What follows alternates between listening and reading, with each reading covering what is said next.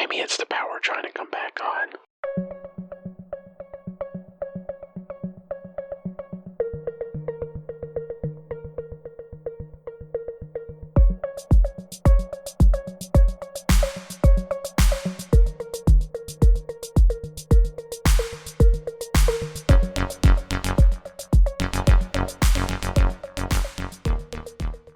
Welcome back to another episode of Direct Edition. I'm your host, Dave, and we are back for another episode 7. I want to say another thank you out to Mickey, Mr. Swagglehouse, for being the first Direct Edition guest. So far, all the interviews that you've heard on this channel have been from the YouTube channel, West Coast Davengers. And the last episode you heard would be my interview with Bart Sears. And I want to say thank you to Bart for taking the time out of his day to have a lengthy interview with me. Today is Sunday, August 18th, and I am embarking on what should be a great, awesome, emotional, and groundbreaking trip for me. I am going to Pittsburgh tomorrow. The main reason I'm going to Pittsburgh is the Eddie P. Con, which is the first Comic-Con put on in Ed Pisker's name and in his memory, put on by his family. And I'm going to be hosting a Q&A there with his sister's brother, mother, as well as his kayfabe co-host, Jim Rugg, and one of his closest friends, Brian Moss. And this is going to be the first time that I'm hosting a Q&A in person, which shouldn't be such a big deal, but, it kind of is for multiple reasons. It's to honor somebody that I looked up to that unknowingly helped me get started doing what I'm doing. And, it's with his friends and family. So I'm really excited. I'm honored that they are letting me do this. It was an idea that I had floated by Justine when I first started talking to her. That's Justine Pisker, Ed's sister. And she has been a workhorse and really been kicking ass and taking names since her brother's passing, kind of spearheading, keeping his legacy alive. And I'm just, really honored, a little bit nervous.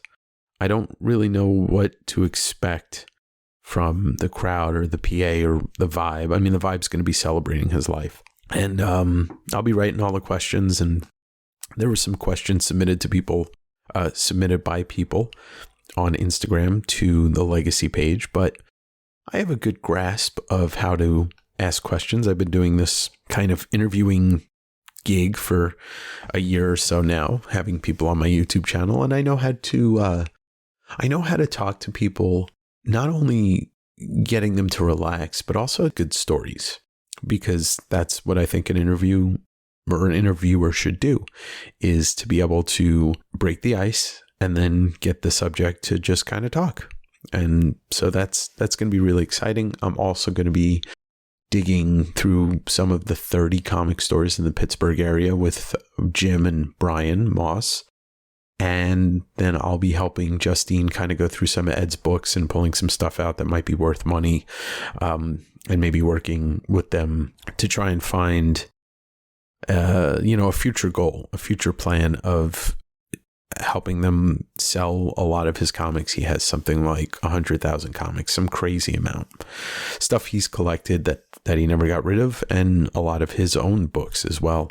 And I'm going to get to see some of his original art and stuff like that. Justine did give me license to just kind of film whatever I want. And so hopefully I can, and it's not weird, and I can share it with people that watch my YouTube channel. So that's big. That's what's going on. The other thing is, a lot of you know that listen to this podcast, I am moving to a new location, undisclosed, and I am going to have a full-on dedicated room for the podcast and the YouTube channel. It's going to be a lot quieter. If you're keen and you have keen ears, in the past, listening to the podcast or listening to the other podcast or the YouTube channel, you can sometimes kind of hear traffic or sirens or cars. The house that I'm currently in is just next to a main road, not like an expressway or a highway or anything, but a main local road in Tacoma that cars do go fast, and it's on a fire truck and ambulance and police route. So I'm looking forward to this more secluded room in this new house that I'm renting. So really excited for that. Been moving throughout the month. This weekend I did a lot of work. I'm exhausted, but I thought it was a good time to let the defenses down and speak to you all candidly, as I like to do on this podcast.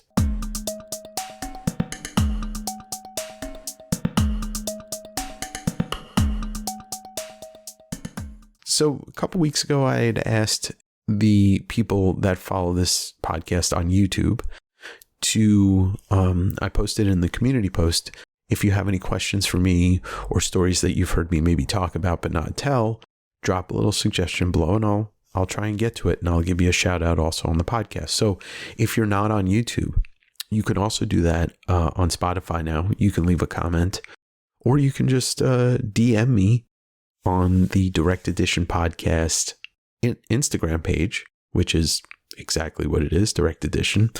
And if all of that is not something you want to do, you can just send me a message through my website, directeditionpodcast.com. So many ways to get in touch with me. I'm always open to suggestions because I'm a human being, if you haven't figured that out yet. And there are days where I don't know what I want to talk about on the podcast. And that's where you come in. I do write notes for future episodes, but I'm a man of the people, much like Bane without the terrorism for hire aspect. Nick Lindsay had put a bunch of questions in, but Nick, the first thing on one of these things he asked, is podcasting without video your therapy? You can get out all your feelings without anyone interrupting, or do you want to talk to others and hear their thoughts on topics? It's a really good question, because the podcast, what I'm doing right now, and I'm not even filming this episode, it is a little bit like therapy. And I've been to therapy before, and talking to a therapist is very helpful. If, at certain times of my life I needed it, and certain times of my life I didn't. But I think, just as a general statement, if you are fortunate enough in this country, which is a sad thing to say that as a preface, but if you are fortunate enough to have health insurance that supports mental health therapy and stuff like that, you should take advantage of it. There's always something that can be helped by talking to somebody else, especially a complete stranger.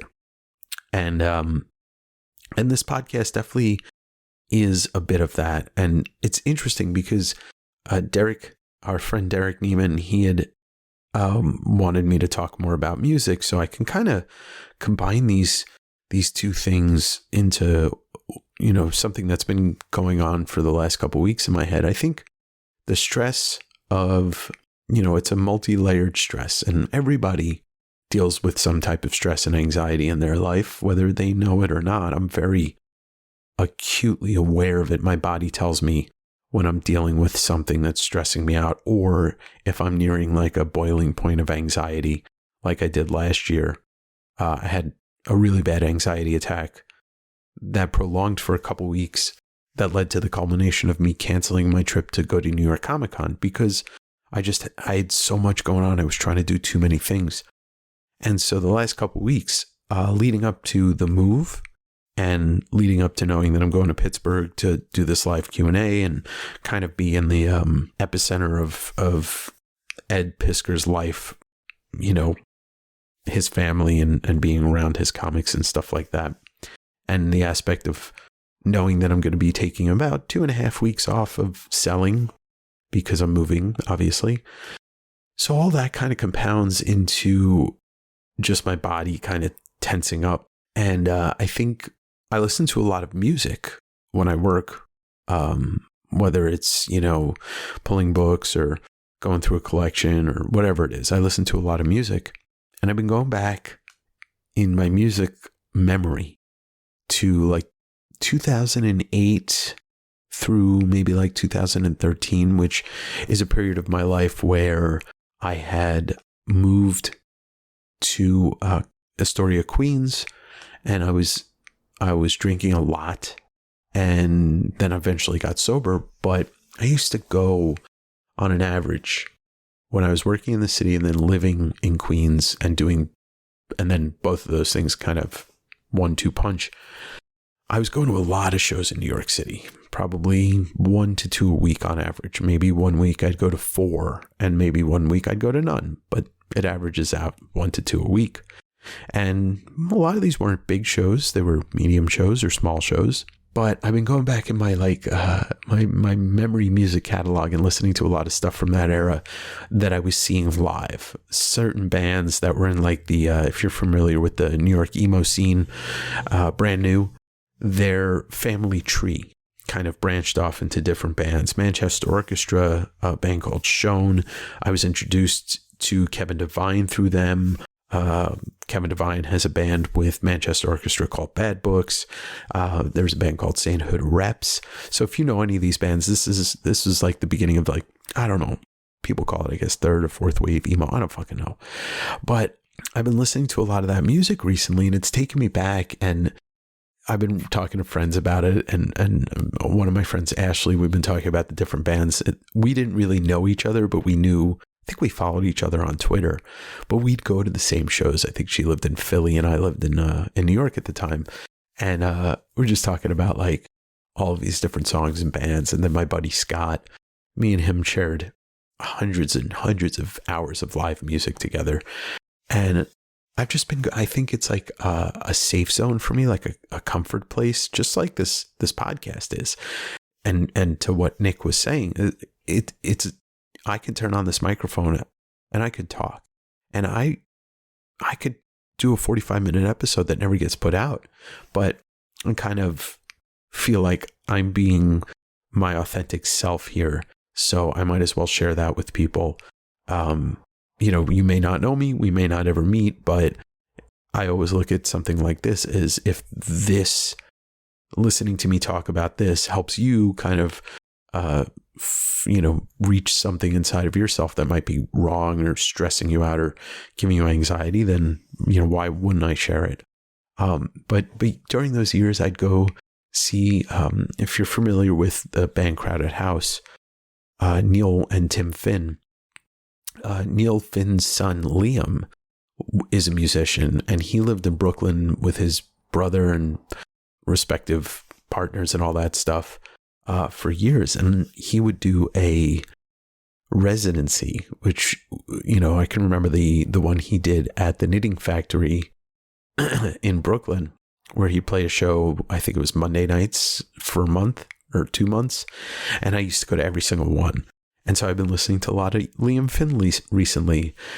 Today and yesterday, I caught myself listening to some of the more depressing, feel your feelings music. Right Away, Great Captain. So Andy Hull, the lead singer of Manchester Orchestra and one of the lead singers for Bad Books, had a side project called Right Away, Great Captain. If you like acoustic music that tells a story that kind of paints a picture, from maybe like the early 1900s, the late 1800s. It's about a sailor who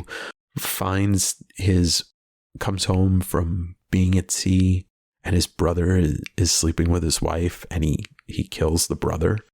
And it's dark, but it's so good. And I found myself listening to it last night. And the funny thing was, that was like one of my albums that I'd listened to or there's 3 albums, but I'd listen to one of the albums certain times when I wanted to fall asleep, and like I get lost in that music and I'd fall asleep. But a lot of those times would be when I came home shit-faced at like 2 or 3 in the morning. And so, some people might say, oh, that it could be a triggering mechanism or a triggering memory for me or for them or for whoever, put yourself in those shoes.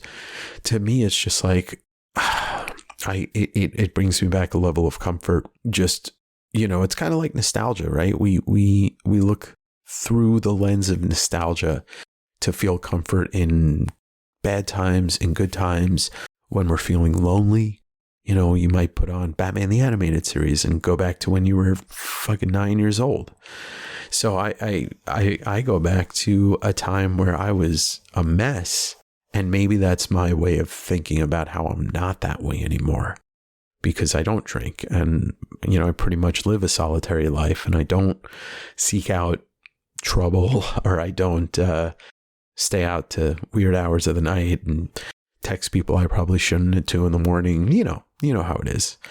And, or maybe you don't, but, that's just been happening recently, and, I'm embracing it. And I really enjoy embracing that, because the past can't hurt me. You have to keep moving forward. You cannot dwell on the past. You can enjoy things about the past, but you can't dwell on them, because it'll just drag you down. And yeah, and I think there's also like another piece of it. I was having this conversation with Scott. I miss the days of going to shows for like $20-$30. I have been very vocal to my friends, and also I guess on this podcast, about how since COVID, I would say concert tickets have doubled in price. I went to go, for shits and giggles, I was going to buy 2 tickets to go see Green Day on their Saviors tour, which is coming around to Seattle pretty soon, because they are playing Dookie and American Idiot in their entirety, plus a batch of new songs. And I really dig the new album. And I was like, yeah, maybe I'll just go get a couple of tickets off the field, because they're playing the stadiums.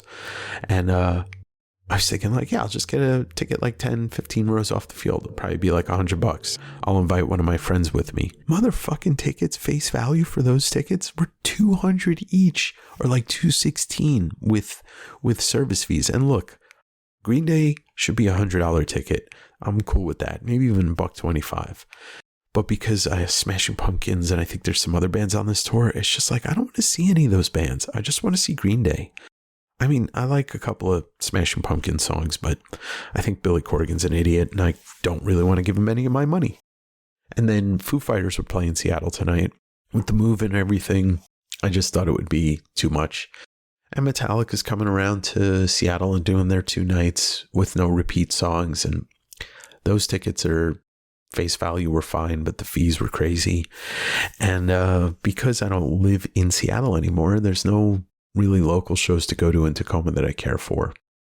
And I got spoiled in New York. You know, every band would play New York at least once a year. And if they had an album coming out, they'd probably play New York 3 times in a year. And so I just kind of miss those days of, I don't miss the drinking, but I miss the days of just getting out of work, hanging out with a friend, going to see a show, and then, you know, getting into some fun stuff after, and then going home. And so I think it's just like me going back to that time and living vicariously through the music that those bands or those, you know, singers put out. And, you know, that's therapy for me. That helps me.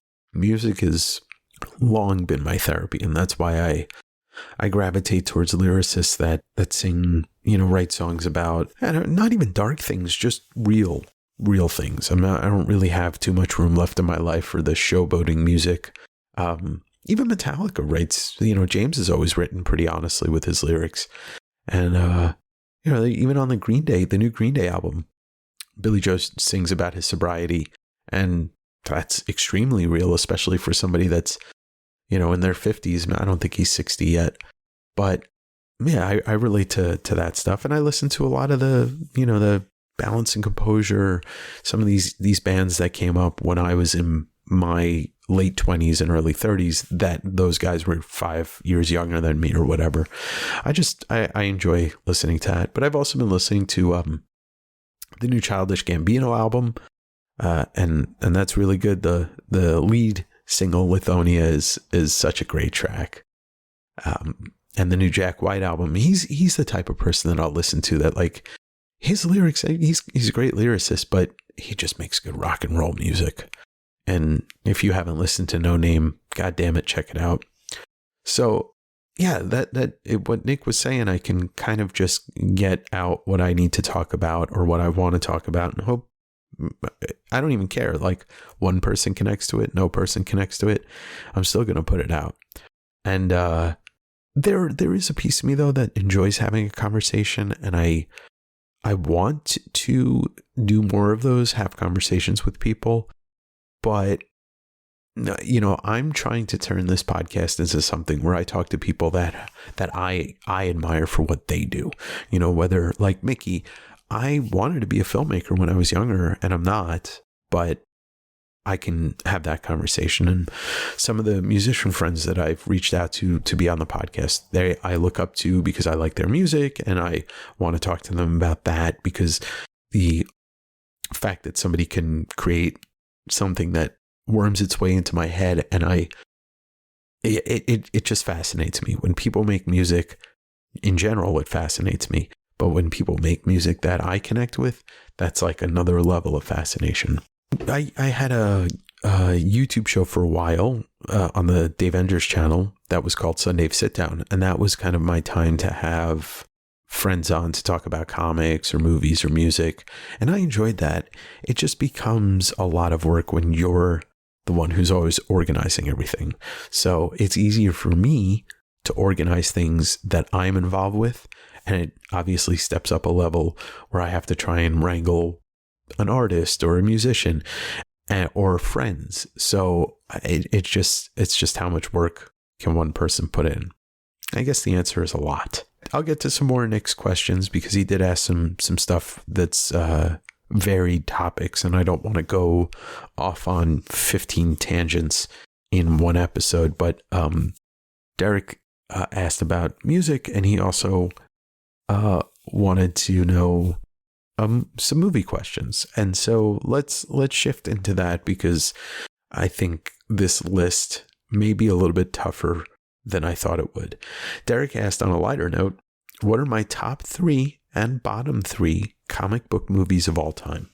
Without like pulling up a list on Google of all the comic book movies of all time, I'm just going to go with the bottom 3 first, because I think this is going to be a little bit tougher. I would say my least favorite comic book movie of all time is, you can't really go back that far, because I could say Batman and Robin, but I haven't tried watching it in 15, 20 years.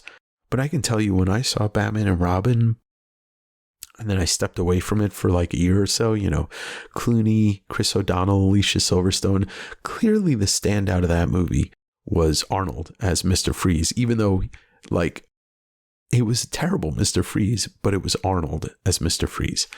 And the lines were cheesy. I will say the look of that movie is wild. I get what Schumacher was going for, but as a diehard Batman fan, that movie's got to be somewhere in my bottom 3. It's just, I don't even care like the bat nipples. I don't care for Chris O'Donnell. I never have. So that right there is a strike. Alicia Silverstone is Batgirl, whatever. Uma Thurman, she's great and everything, but her Poison Ivy was just like, yeah, you're not Michelle Pfeiffer. You can't really turn like it seemed like what she was doing was taking like the sexiness and the seductiveness of Michelle Pfeiffer's Catwoman and turning it into Poison Ivy. It's just a very memorable movie for how much I didn't like it. Next up would probably be like, I watched Aquaman, but I fell asleep, so I never finished it, and I just don't care about it. For all the hate that the Zack Snyder verse gets, none of those movies really make the bottom 3. Like, Man of Steel's good. I love that movie, actually.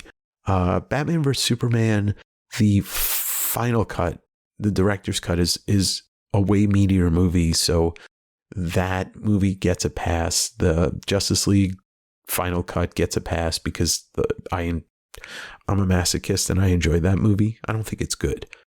Don't confuse me enjoying a movie for it being good. Those are two separate things. I never saw Halle Berry's Catwoman. For the Marvel movies, I can't even count the original Captain America and the Corman Fantastic Four movie, because those, whatever. I'm gonna think in terms of the MCU. I don't even know if I would put this in my bottom 3, but it's my least favorite MCU movie was the Black Widow movie. And look, I love Scarlett Johansson, and I absolutely am in love with Florence Pugh. I've watched that movie like 3 times, and every time I watch it, I'm just like, this movie didn't need to exist. And I don't like it. So we'll put that as my bottom MCU movie. And then I'm trying to think of an indie comic movie that just didn't work for me. And I know, see, the problem is I'm the type of person that, like, if something doesn't appeal to me, I jettison it from my memory. Like, it's just gone. I can remember hating the movie Van Helsing, and, Hugh Jackman, like, doing a different type of movie after the X-Men movies. But I can't remember anything about the movie. I can tell you this. I will give you my third least, of the three least favorites. X3, the third X-Men movie, the one that Brett Ratner ruined. That I can't remember anything particularly about that movie except, they kill basically everybody. And I was just like, this movie was shit. He ruined the movie. And which is, it's hard to ruin an X-Men movie.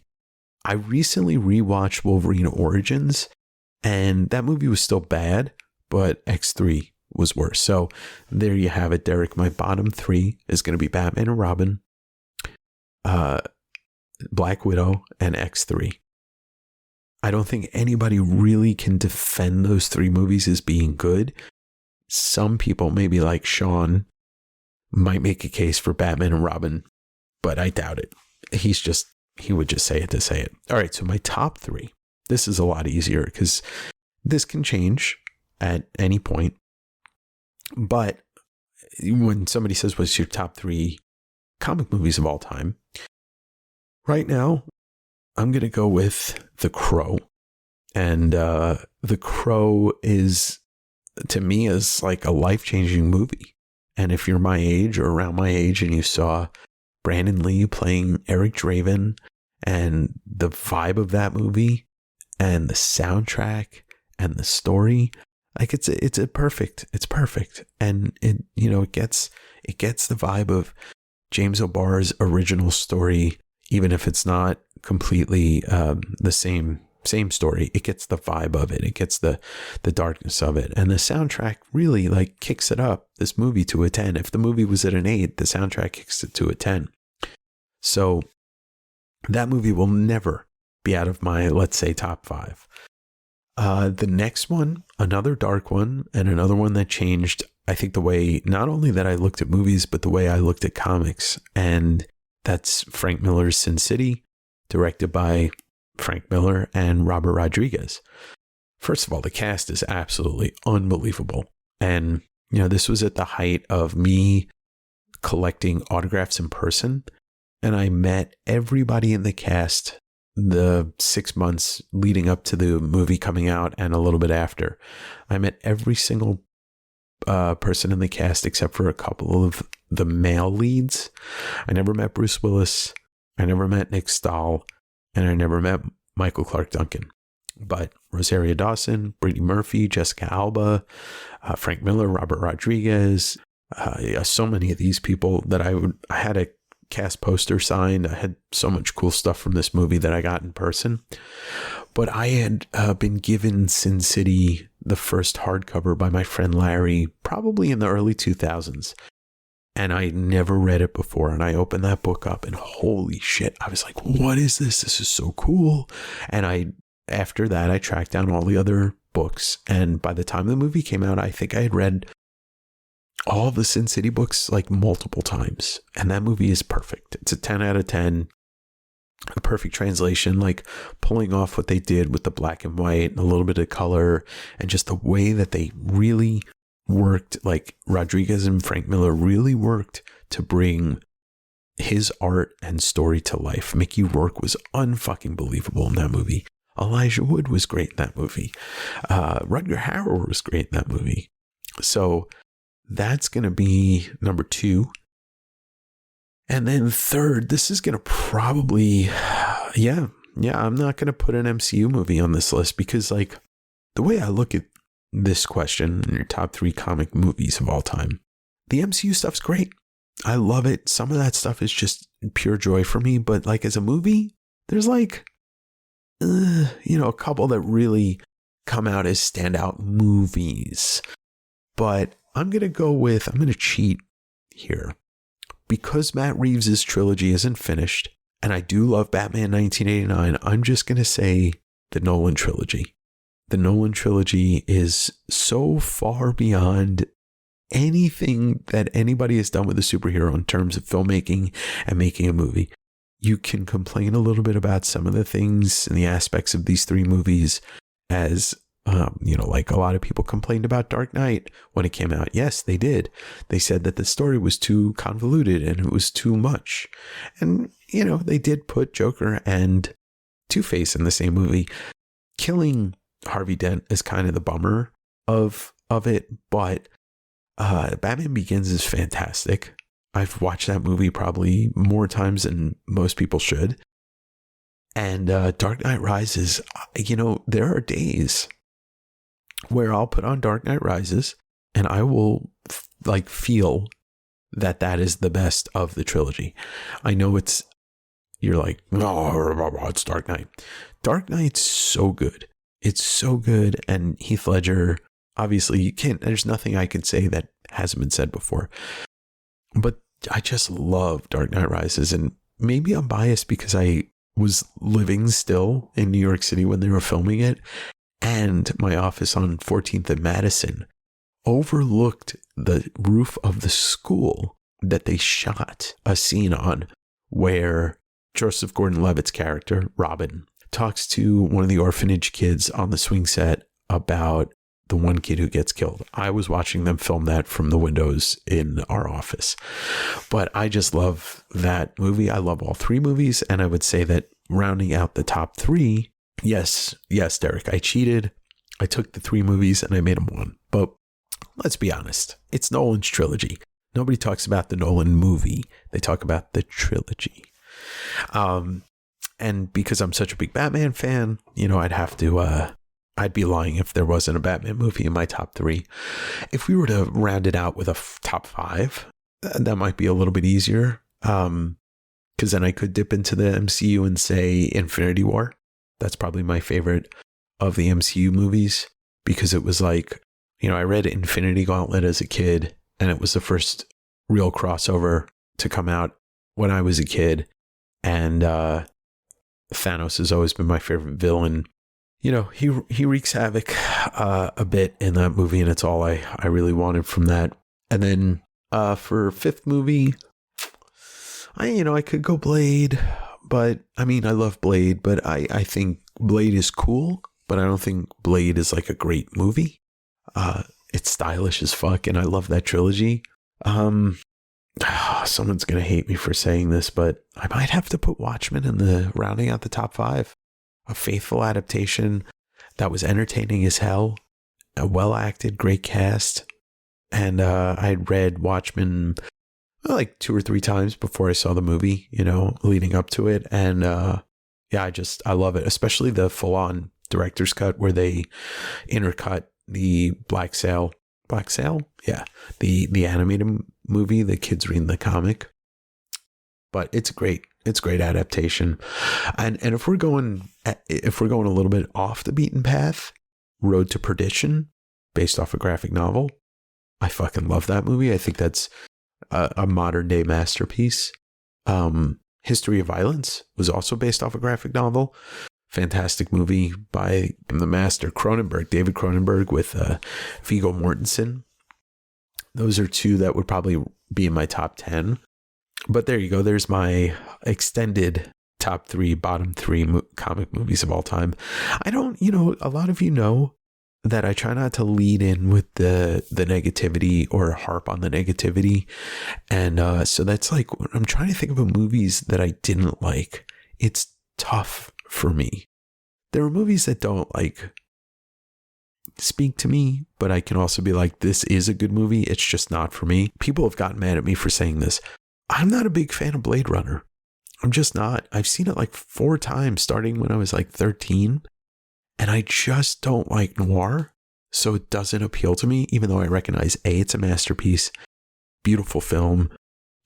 Ridley Scott changed the game with that movie. Harrison Ford's fantastic. Rutger Hauer, Daryl Hannah. I really like 2049 though. So I'm not trying to say that I think it's a bad movie. I just don't like it.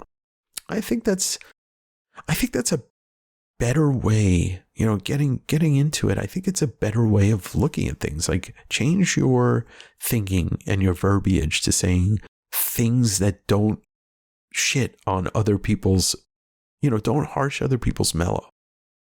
Just, I don't like it. I recognize it's really good. It's not for me. Then, this is a shit fucking movie. It's garbage. Yeah, if you like it, you're fucking, that's not who I am anymore. Yeah, those are some of my favorite comic book movies. And I'm sure there's others that I'm forgetting because I'm putting myself on the spot instead of thinking about it 10 minutes before I record, writing a list and reading off that. Because what's the fun in that? People that do these, kind of like very blueprinty podcasts, they're great. They're probably more successful than I'll ever be. But that's just not who I am. I'm a word salad. I'm a blender of ideas. And it's just, and here we are. So I hope I answered those questions. And by the way, there's a lot more to talk about here. So I'm not going to disregard the rest of the questions that both Derek and Nick had asked me. It's just, I think it's a smart idea to just do a little bit. And that's really all. So, and I want to say, I also would just want to recap. Like, if you haven't listened to the Swaggle House interview, it's great. I don't know why anybody would not listen to that, because Mickey has a ton of interesting stuff to say. And I feel like our conversation was very great and flowing. Bart's ears too. Bart, and if you listen to Bart, he thinks about things before he talks. Like, there's a lot of little pauses and stuff when he's thinking about it. And I went back and I listened to that interview like 3 or 4 times to edit it for YouTube and for this podcast. And every time I listened to it, I was like, oh, this gets more interesting the more I listen to him talk. So do me a favor, check those out if you haven't.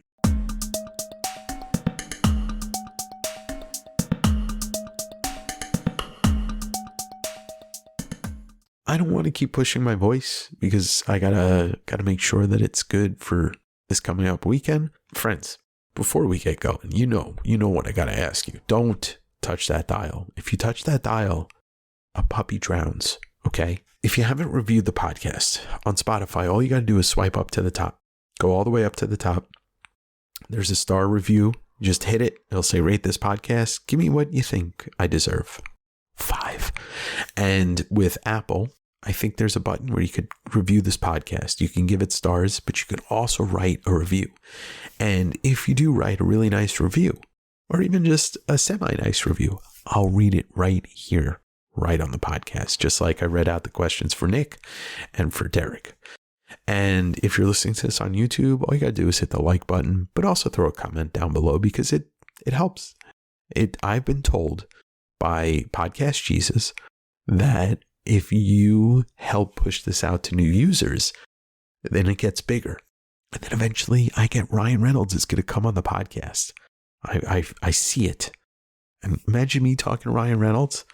I probably would be so out of my depth and it would be fun. Thank you again for listening to Direct Edition.